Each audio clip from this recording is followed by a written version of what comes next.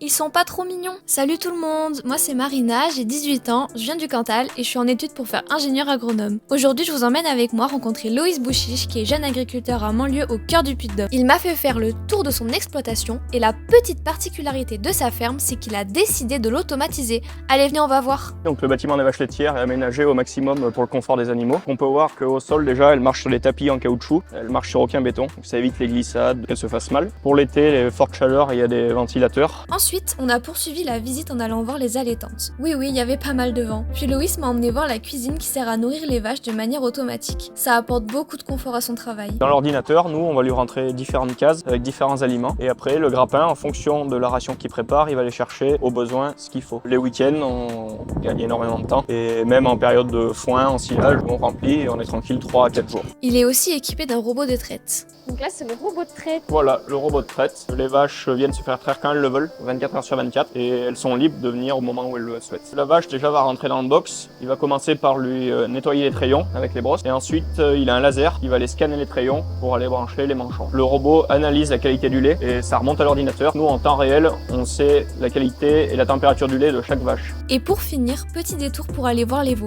Ils sont pas trop mignons. Et donc là, du coup, c'est les petits veaux. Les petits veaux. Et du coup, vous les faites téter? Ouais, matin et soir, faut les faire boire. C'est une femelle qui s'appelle Alsace.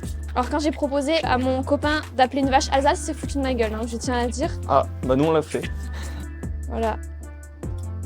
Et voilà, c'était l'exploitation de Loïs. Et comment dire jamais les mains vides, avant de repartir, je lui ai offert un petit paquet de lentilles de chez moi. Et lui, en retour, il m'a donné une belle part de Montagnou. Merci Loïs. Dans le prochain épisode, je vous emmène découvrir la ferme d'Erwan Bello, producteur de fourmes à Avez. Donc suivez-nous.